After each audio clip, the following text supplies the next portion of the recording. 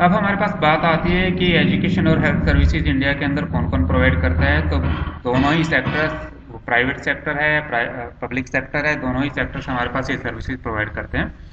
तो private sector के अंदर हमारे पास प्राइवेट स्कूल्स और प्राइवेट हॉस्पिटल्स ओपन हुए हैं, प्लस पब्लिक सेक्टर तो गवर्नमेंट प्रोवाइड करती ही करती है, जिसके अंदर सरकारी स्कूल्स प्लस सरकारी हॉस्पिटल्स हम बोल सकते हैं जो ये सर्विसेज प्रोवाइड करते हैं। अब जितना भी एक्सपेंडिचर किया जाता है एजुकेशन एंड हेल्थ के ऊपर, वो एक लॉन्ग पीरियड के लिए किया जाता है और लॉन्ग टर्म इम्पैक्ट हमारी सर्विसेज के ऊपर डालता है।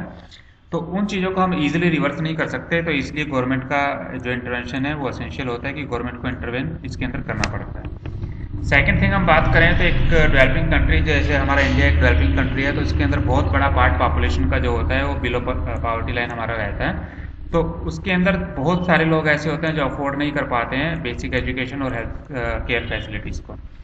अब यदि गवर्नमेंट को सबको हेल्थ केयर फैसिलिटीज़ प्रोवाइड करनी है, गवर्नमेंट चाहती है कि उस कंट्री के अंदर हर एक पर्सन जो है कम से कम उसके पास बेसिक एजुकेशन हो और उसके पास कम से कम एक बेसिक हेल्थ केयर सिस्टम हो जो वो अडोप्ट कर पाए, तो गवर्नमेंट को अपना एक्सपेंडिचर बढ़ाना पड़ता है इन सर्विसेज के ऊपर, ताकि जो लोग उनको अफोर्ड नहीं कर पा रहे हैं उन लोगों को फ्री एजुकेशन और फ्री हेल्थ सर्विसेज दी जा सके। तो इसलिए गवर्नमेंट का इंटरवेंशन जरूरी होता है हेल्थ सेक्टर और एजुकेशन सेक्टर के अंदर। Growth in government expenditure on education in India, कि गवर्नमेंट का एक्सपेंडिचर किस तरीके से ग्रो कर रहा है, तो वो चीज़ें हम दो तरीके से गवर्नमेंट अपना एक्सपेंडिचर ग्रो कर सकती है। First one is as a percentage of total government expenditure, कि गवर्नमेंट सपोज करो 100 करोड़ का एक्सपेंडिचर करती है, तो उसके अंदर से यदि 10% आपका गवर्नमेंट एलोकेट कर दे कि एजुकेशन और हेल्थ के ऊपर किया जाएगा, तो वो तो हमारे पास सिस्टम हो जाता है as a percentage of total government expenditure. दूसरा मेथड हमारे पास आता है कि as a percentage of GDP, कि जीडीपी का एक परसेंटेज हम सेट कर दें कि जीडीपी की ग्रोथ जितनी भी होगी उसके अंदर से हम जीडीपी का एक पार्ट जो है हेल्थ और एजुकेशन सेक्टर के लिए एलोकेट कर देंगे। तो दो तरीके से गवर्नमेंट अपना बजट जो है एलोकेट कर सकती है एजुकेशन और हेल्थ सेक्टर के लिए। 1952 से 2014 के बीच के अंदर जो गवर्नमेंट का एक्सपेंडिचर था, वो एक्सपेंडिचर हमारा इंक्रीज हुआ है 7.9% से 15.7%, जबकि जीडीपी हमारे पास इंक्रीज हुई है 0.64 से 4.13। 2009 के अंदर गवर्नमेंट ऑफ इंडिया ने एक राइट टू एजुकेशन एक्ट को पास किया, जिसके थ्रू फ्री एजुकेशन प्रोवाइड करवाई जाती है 6 to 14 ईयर्स के बच्चों को। गवर्नमेंट ने एक 2% का एजुकेशन सेस भी लगाया हुआ है स्टेट्स के ऊपर एज ए यूनियन टैक्स, जो कि कलेक्ट किया जाता है सभी यूनियन टेरिटरीज और सभी स्टेट से, और उस चीज़ को खर्च किया जाता है एलिमेंट्री एजुकेशन प्रोवाइड करने के लिए। इसके अलावा गवर्नमेंट ने large outlay for promotion of higher education, उस चीज़ को प्रमोट करने के लिए नई लोन स्कीम्स निकाली हैं ताकि स्टूडेंट्स जो है हायर एजुकेशन प्रोवाइड गैदर कर सकें। अब एजुकेशनल अचीवमेंट्स क्या क्या रही हैं इंडिया के अंदर, तो वही डाटा हम देख लेते हैं कि जो लिटरेसी रेट था वो 1990 के अंदर 61 था, 2000 के अंदर 68 था और 2015 के अंदर 81 था। फीमेल एजुकेशन जो थी वो 37% थी, 45% 2000 के अंदर, 2015 के अंदर 63%। इसी तरीके से यदि हम प्राइमरी एजुकेशन की बात करते हैं तो मेल्स जो थे 78% एजुकेटेड थे, 2000 के अंदर 85% थे एंड 2015 के अंदर 94% थे। फीमेल एजुकेशन 61 से बढ़कर के 69% हो गई थी। इसी तरह यूथ लिटरेसी रेट की बात करते हैं तो जो 1990 के अंदर 76% थी वो इंक्रीज हो गई थी 92%। इसी तरीके से फीमेल एजुकेशन 54% से इंक्रीज हो गई थी 87%। तो सब्सटेंशियल इंक्रीज हमारे पास हुआ है इंडिया के अंदर एजुकेशन की जब हम बात करते हैं। अब एक्सपेंडिचर जो है अलग अलग लेवल ऑफ एजुकेशन के अंदर किस तरह से एक्सपेंडिचर किया गया है, तो सबसे ज़्यादा एक्सपेंडिचर जो हमारे पास होता है वो एलिमेंट्री एजुकेशन के ऊपर होता है। बेसिक एजुकेशन जिसको हम बोलते हैं 6 to 14 ईयर्स तक के बच्चे जो एजुकेशन गैदर करते हैं उनके ऊपर सबसे ज़्यादा होता है। उसके बाद एजुकेशन जो का जो एक्सपेंडिचर होता है वो हायर एजुकेशन के ऊपर होता है, जिसको हम सेकेंडरी एजुकेशन से भी बोल देते हैं। उसके बाद हमारे पास यूनिवर्सिटीज़ और बाकी चीज़ें उनके ऊपर एक्सपेंडिचर किया जाता है।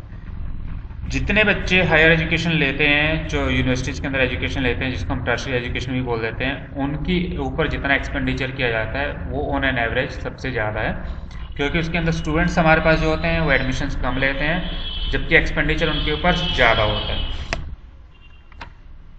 एक्सपेंशन ऑफ जनरल एजुकेशन कैसे हमारे पास एक्सपेंड हुई है, जो 1950-51 के अंदर प्राइमरी स्कूल जो हमारे पास 2.23 लैक्स थे, 2015-16 के अंदर 12 लाख हो गए थे।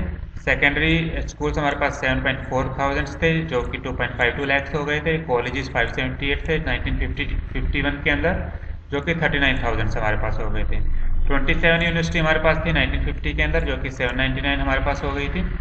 सेम वे के स्टूडेंट्स अंदर हम स्टूडेंट्स की बात करें तो 19 लाख हमारे पास स्टूडेंट थे जो 17 करोड़ हो गए थे 2015-16 के अंदर। हायर एजुकेशन के अंदर 15 लाख हमारे पास स्टूडेंट्स थे जो 3.2 करोड़ हो गए थे। और हायर एजुकेशन की जब बात करते हैं तो 3.6 लाख से 346 लाख हमारे पास स्टूडेंट्स जो थे वो इंक्रीज हो गए थे। तो जनरल एजुकेशन हमारे पास एक्सपेंड हुई है over the last 40-50 years. Elementary education की जब हम बात करते हैं कि जो कवर करती है क्लास 1 से 8 तक के स्टूडेंट्स को जो कि 6 to 14 ईयर्स तक हमारे पास होते हैं, वो 1950 के अंदर 2.23 लैक्स थे जो कि 12,70,000 हमारे पास हो गए थे। इसी तरीके से जब हम सेकेंडरी और सीनियर सेकेंडरी एजुकेशन की बात करते हैं तो 7.4 थाउजेंड सेकेंडरी स्कूल्स थे हमारे पास जो कि 15 लाख हमारे पास हो गया। 2015-16 के अंदर 2.5 लाख हमारे पास स्कूल्स थे जो कि बढ़ के हो गए 3.2 करोड़, जिसके अंदर 3.2 करोड़ स्टूडेंट्स हमारे पास जाते हैं। हायर एजुकेशन की जब बात करते हैं तो हमारे पास जो यूनिवर्सिटीज़ हैं वो 799 यूनिवर्सिटीज़ हो गई हैं, जिसके अंदर से 44 सेंट्रल यूनिवर्सिटीज़ हैं, उसके अलावा 40 डीम्ड यूनिवर्सिटी भी हमारे पास हैं। तो total number of colleges general education जो थे वो हमारे पास 39,000 हमारे पास इतने कॉलेजेस हो गए हैं। इसके अंदर 346 लाख स्टूडेंट्स हमारे पास जाते हैं। जब हम वोकल स्टडीज़ की बात करते हैं सेकेंडरी एजुकेशन के अंदर, जहाँ पर लोगों को ट्रेनिंग दी जाती है, ऑन द जॉब ट्रेनिंग भी वोकल कोर्सेज प्रोवाइड किए जाते हैं, तो उसके अंदर हमारे पास 2012-13 के अंदर परमिशन जो ग्रांट की गई थी 11,000 स्कूल्स को परमिशन ग्रांट की गई थी ताकि वोकेशनल कोर्सेज जो हैं वो स्टार्ट किए जा सके। 10 लाख स्टूडेंट्स जो थे वो हमारे पास वोकेशनल एजुकेशन गेट कर रहे हैं इन स्कूल्स के अंदर। टेक्निकल, मेडिकल और एग्रीकल्चर एजुकेशन की बात करते हैं तो 1950-51 के अंदर हमारे पास 43 डिप्लोमा लेवल पॉलिटेक्निकल इंस्टीट्यूशंस थे जो कि 1914 हमारे पास इंक्रीज हो गए हैं। इसमें हमारे पास 3,400 इंजीनियरिंग कॉलेज हैं जो कि अलग अलग कोर्सेज प्रोवाइड कर रहे हैं। इनके अंदर हमारे पास जो कैपेसिटी है स्टूडेंट्स की वो 15 लाख स्टूडेंट्स की कैपेसिटी है। मेडिकल कॉलेजेस की बात करें तो 289 मेडिकल कॉलेजेस हैं जो इसके अंदर हमारे पास 32,815 स्टूडेंट्स जो हैं वो पढ़ सकते हैं। डेंटल कॉलेजेस 282 हैं जिसके अंदर कैपेसिटी 22,000 स्टूडेंट्स की हमारे पास कैपेसिटी है। रूरल एजुकेशन की बात करते हैं तो रूरल के अंदर भी हमारे पास जो एक्सपेंशन एजुकेशन का वो काफ़ी अच्छा हुआ है। National rural higher education council set up किया गया था जिसके अंदर अलग अलग इंस्टीट्यूशन सेटअप किए गए हैं। 14 रूरल एजुकेशन सेटअप किए गए हैं जो फंक्शनिंग के अंदर हैं, जो कि शेड्यूल्ड कास्ट के जो चिल्ड्रन होते हैं उनको फ्री एजुकेशन प्रोवाइड कर रहे हैं। इसके बाद बात आती है एडल्ट और फीमेल एजुकेशन की, तो इसके अंदर भी हमने काफ़ी अच्छा किया है। इसके अंदर नेशनल लिटरेसी मिशन हमारा सेटअप किया गया था 1988 के अंदर, जिसके through formal education programme launch किए गए हैं जिससे हम एडल्ट और फीमेल एजुकेशन को बढ़ावा दे रहे हैं। एक लॉन्च प्रोग्राम हमने लॉन्च किया था जिसको साक्षर भारत का हमने बोला है। इसके थ्रू हमने ये बोला था कि इंडिया के अंदर हर एक पर्सन को एलिमेंट्री एजुकेशन कम से कम प्रोवाइड की जाएगी ताकि वो अपने आप को पढ़ लिख सकें। इसके अंदर बेसिकली हमने 15 to 25 ईयर्स के एज ग्रुप के बच्चों को पढ़ाना स्टार्ट किया था। एजुकेशन अभी भी हमारे पास एक चैलेंज है। वो चैलेंज हमारे पास किस तरीके से है, एजुकेशन हमारे पास इंक्रीज होता जा रहा है over the period of time, but फिर भी हमारे पास बहुत सारे स्टूडेंट्स ऐसे हैं या बच्चे ऐसे हैं जो कि सिर्फ एलिमेंट्री एजुकेशन करके ड्रॉप कर देते हैं, वो हायर एजुकेशन तक नहीं जाते हैं। तो वो क्या रीजंस है हमारे पास? एक तो हमारे पास लार्ज नंबर ऑफ इलिटरेट्स। इसके अंदर क्या है हमारे पास कि इंडिया के अंदर जो इलिटरेट्स हैं वो इस वक्त 36 करोड़ पीपल ऐसे हैं कि जो इलिटरेट हैं।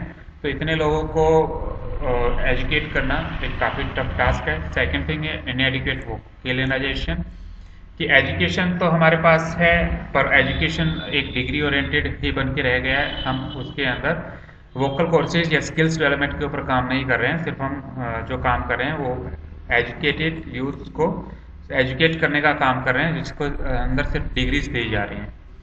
थर्ड हमारे पास आता है जेंडर बायस। अभी भी हमारे कंट्री के अंदर जेंडर बायनेस होती है। मेल कैंडिडेट्स जो होते हैं उनको प्रेफर किया जाता है